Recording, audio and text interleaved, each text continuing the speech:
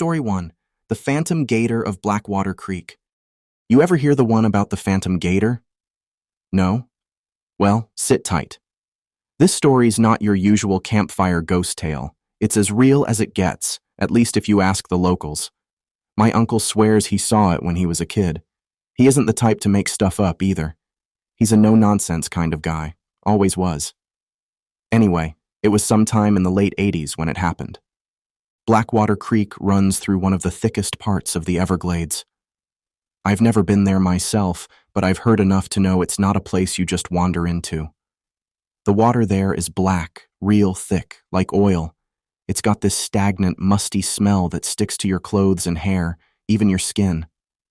My uncle says the trees around the creek are old, twisted, and look like they're about to grab you, Spanish moss draping down like a shroud.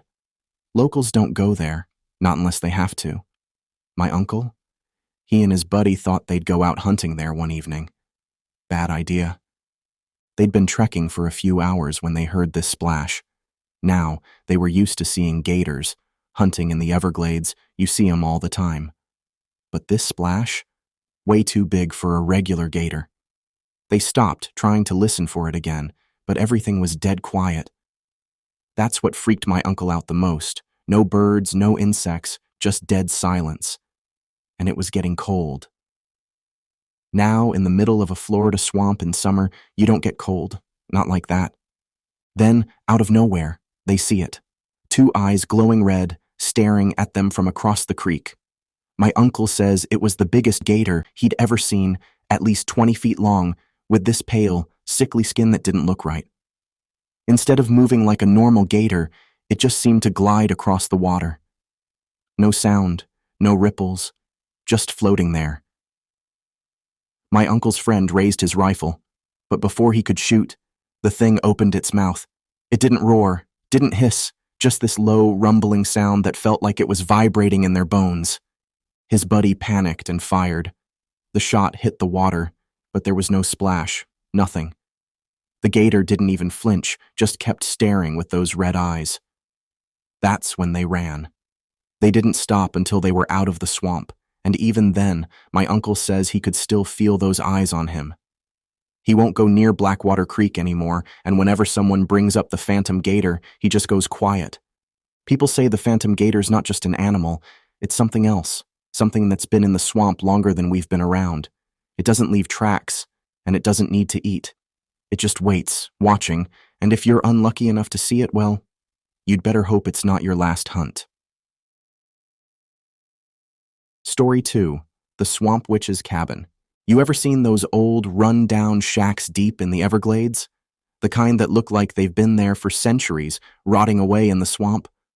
Well, there's one cabin out there that no one talks about. It's not on any map, and you won't find it by accident. You have to be looking for it, and if you find it, you might not come back the same. They call it the Swamp Witch's Cabin. The story goes that back in the 1800s, a woman was accused of witchcraft in one of the small towns near the swamp. She lived on the outskirts, never bothered anyone, but folks didn't trust her. They said strange things happened around her, like crops dying overnight or animals going missing. The tipping point was when her husband disappeared, just up and vanished. The town accused her of killing him, and instead of hanging her, they drove her into the swamp. She built a cabin out there, far enough away that no one would ever find her, except for those who go looking. They say she's still out there too, living in that cabin, practicing dark magic, cursing anyone who gets too close. A couple years ago, some kids from my school decided they'd go out and find the Swamp Witch's cabin. They thought it would be fun, like some kind of dare. There were 4 of them: Josh, Megan, Luis, and Tyler. They headed out late one Friday night, figuring they'd be back by dawn with some cool pictures or a funny story. But when they came back, they weren't the same. They found the cabin all right. Josh said it looked like something out of a nightmare. Half sunken into the mud, with vines and moss growing all over it. The door was barely hanging on by one hinge, but the inside was untouched, like someone had just left. There were old jars on shelves filled with bones and dried herbs, and strange symbols carved into the walls. The worst part was the smell. This sickly sweet stench, like something was rotting in there, but they couldn't find the source. Megan found a bundle hanging from the ceiling, tied up with string. She said it was soaked in something dark, blood maybe. That's when they started hearing whispers, low and soft, like someone was right behind them. Megan swore she felt something touch her, but when she turned, no one was there. Luis said his legs started itching, and when he looked down, his skin was covered in welts. Then Tyler screamed. He said something grabbed him, pulled him down. The others saw it too. His leg got yanked like someone was pulling him under the floorboards, but nothing was there. They ran out of that cabin and didn't stop until they got back to their cars. Josh said the whole way back he could hear the whispers, like someone was following them, just out of sight. None of them talk about it anymore. Megan moved away. Tyler dropped out of school. Luis? He barely leaves his house. They say once you find the swamp witch's cabin, she doesn't let you go. Not completely. Even now, sometimes when I'm out there in the swamp, I'll catch a glimpse of something out of the corner of my eye or hear a whisper in the wind. I don't stick around to find out what it is. Story 3. The Ghost Lights of Devil's Pass. There's a road that cuts through a part of the Everglades that most people avoid. Locals call it Devil's Pass. It's not on any official map, and if you ask for directions, you won't get them. The people who know where it is don't want to talk about it. The only way you'll know you're on it is by the signs. Crosses. Hand-painted, nailed to trees, all along the road. They're there for a reason. The story goes that this road used to be part of an old highway that connected some small swamp towns. Back in the 50s, a bus carrying a group of kids crashed along the pass during a storm. The driver lost control, and the bus went off the road, sinking into the swamp. They never recovered all the bodies. Some say they're still out there, lost in the muck. Others say they never left, and now they're the ghost lights that haunt the road. Jake, a guy from around here, used to work as a delivery driver. He had this old route, taking supplies to the isolated houses and fishing camps out in the middle of nowhere. One night, he got lost and ended up on Devil's Pass. He didn't realize where he was at first. The fog was so thick he could barely see 10 feet in front of his truck. The road was narrow, just wide enough for his wheels, and the trees pressed in from both sides, their branches hanging low. He was driving real slow, trying to make sure he didn't run off the road, when he noticed a light in his rearview mirror. At first, he thought it was another car, maybe someone who knew the road better than he did. But the light didn't stay behind him. It moved up alongside his truck, floating like it was just hovering in the air. Then, another light appeared on the other side, and another behind him. Jake said these glowing orbs, pale blue, just floated alongside his truck, keeping pace. He sped up, trying to shake them, but no matter how fast he went, the lights stayed with him. Then, the engine started to sputter. The lights began to close in, surrounding the truck, pressing in so close that they blocked out everything else. He could feel the cold coming through the windows, like the swamp itself was crawling inside. The truck finally died, rolled to a stop in the middle of the road. Jake didn't know what to do. The lights didn't disappear. They just hovered there, inches from his windows. He sat there, frozen, too scared to move. Then, as quickly as they'd appeared, they were gone. Just blinked out, like someone had flipped a switch. His truck started right up after that, and he got out of there fast. Jake never took that route again. In fact, he quit his job and moved to Georgia not long after. He said he couldn't shake the feeling that the lights were still following him, watching from the edges of the swamp. Some say those lights are the souls of the kids who died in that bus crash, trapped in the swamp forever. Others think there's something darker, something not human at all, maybe spirits tied to the land itself, angry at anyone who crosses their path. Whatever they are, people who see the ghost lights don't tend to come back the same. Some have even disappeared completely, their cars found abandoned on the road, but no trace of the driver. One night, A couple of hikers, Rob and Sarah, were out exploring, thinking they'd camp near Devil's Pass just for the thrill of it. They'd heard the stories, sure, but like most people, they figured it was all just legend, something to keep kids from wandering too far into the Everglades. They set up their tent just off the road, right where the tree line thickens, and settled in for the night. Around midnight, Rob woke up to this strange glow outside their tent. At first, he thought it was the moon shining through the fog, but when he looked closer, he saw the orbs, 3 of them, floating just beyond the trees. He nudged Sarah awake, and when she saw them, she freaked out, telling him to pack up so they could leave. But Rob, thinking he could get some cool footage, pulled out his phone and started recording. The lights drifted closer, just like in Jake's story, silent, hovering, not touching the ground. Sarah was panicking, but Rob was too focused on his phone.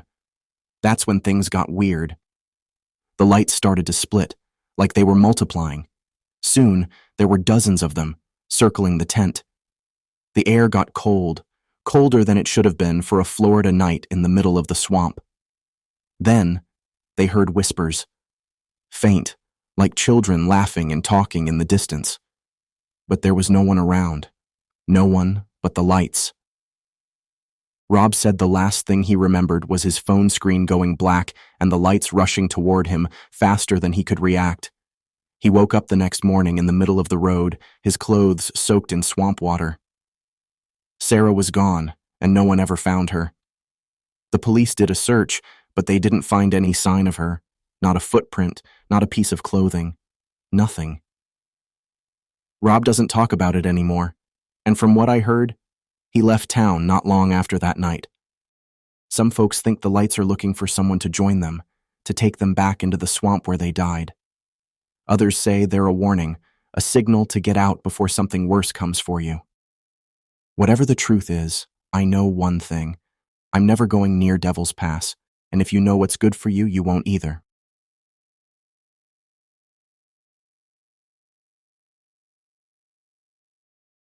Story 4.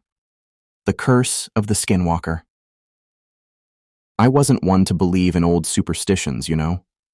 Most of those stories are just that, stories. But there's one legend from the Everglades that gets under my skin, the SkinWalker. My grandma used to tell me about it when I was little.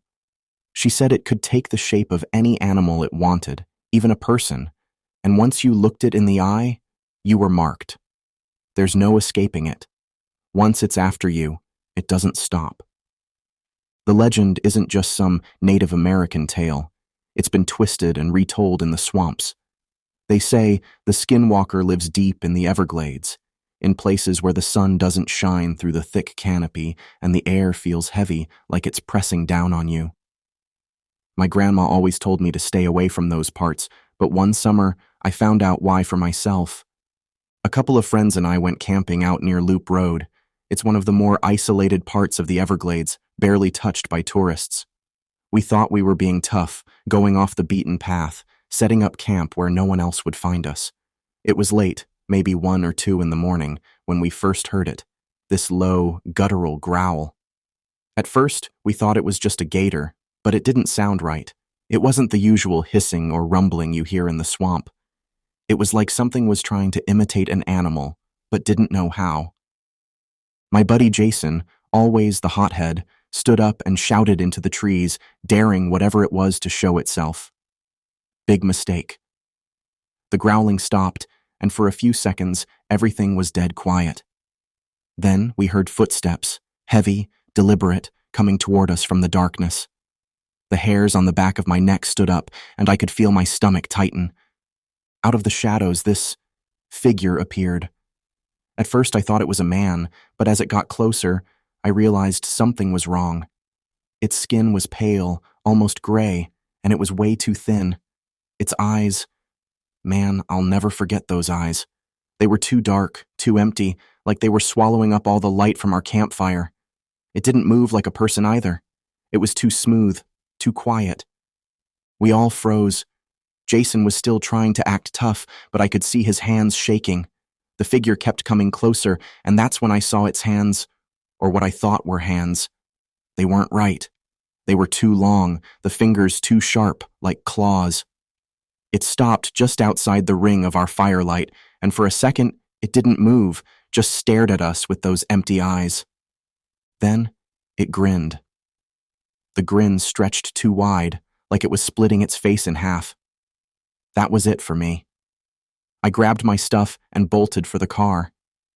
Jason and the others weren't far behind, but as we were running, I heard something. It wasn't footsteps anymore. It was the sound of something shifting, like bones cracking and snapping. I glanced back, just for a second, and I swear to God, I saw it change.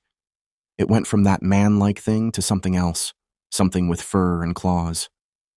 We didn't stop until we were back in the car, and even then, I didn't feel safe. The whole ride home, I kept looking in the rearview mirror, half expecting to see those dark eyes staring back at me. I don't know if it was really a skinwalker or something else, but I do know one thing. It wasn't human, and I'm not going back there to find out what it was. Story 5. The Drowned Children of Okeechobee. Lake Okeechobee is a place most people visit during the day. It's beautiful, sure, water stretching as far as the eye can see, the air thick with the sounds of birds and frogs. But at night, it's a whole different place. The locals have a story about the lake that they don't like to talk about too much, but if you're around long enough, you'll hear it. The Drowned Children of Okeechobee. Back in 1928, a hurricane hit Florida hard, and Lake Okeechobee took the brunt of it. The storm surge flooded entire towns around the lake, killing thousands of people. They say a lot of those who died were children, swept away by the floodwaters and never found. Some of them are still out there, lost in the lake, and every now and then, they come back. The story goes that if you're near the lake at night, especially when the fog rolls in, you might hear them. The laughter of children, faint and distant. Some people say they've seen little handprints on the windows of their boats, or felt small fingers tugging at their clothes when they're near the water's edge. A few years back, my cousin Derek and I were out night fishing on the lake. We'd been out there 100 times before, never had any problems. But this night was different. There was this thick fog that rolled in out of nowhere, and everything went dead quiet. No frogs, no crickets, nothing. Just the sound of the water lapping against the boat. We couldn't see more than a few feet in front of us. Then, we heard it. This soft giggling, like a kid playing hide and seek. At first, we thought maybe it was another boat nearby, but there weren't any lights. The sound got closer, and I swear I could hear small feet running along the edge of the boat, but there was no one there. Derek grabbed the flashlight and shined it around, but the beam just cut through the fog, showing nothing but water. That's when we felt the boat move, like something had grabbed it from underneath. It wasn't rough, just a gentle tug, like a kid pulling on your sleeve. We panicked, started reeling in our lines as fast as we could. But the giggling, it didn't stop. In fact, it got louder. And then, I saw it. Just beneath the surface of the water, there was a face, pale, wide-eyed, staring up at us. It looked like a kid, but there was something wrong with it. Its eyes were too big, and its mouth was open too wide, like it was screaming, but we couldn't hear anything except that giggling. We gunned the motor and got out of there as fast as we could, but I'll never forget that face. Some people say the drowned children just want someone to play with, that they're lonely out there in the lake, but others think they want to drag you down into the water with them. They say if you get too close or stay too long when you hear the laughter, those children will try to pull you under, just like the floodwaters did back in 1928. After that night, Derek and I swore we'd never go back to the lake after dark. You can laugh if you want, call it superstition, but there are too many stories like ours to ignore. People have seen those handprints, felt those tugs, and some of them haven't been as lucky as us. There's a reason the locals stay away from Lake Okeechobee when the fog rolls in. They know what's out there. My grandpa told me once that the lake doesn't forget. It holds on to the past, onto the memories of everyone who's ever died there. He said the drowned children are just part of it, that there's something bigger, something darker lurking beneath the surface of Okeechobee. He wouldn't say much more than that, but the look in his eyes told me enough. There are things in that water that shouldn't be disturbed.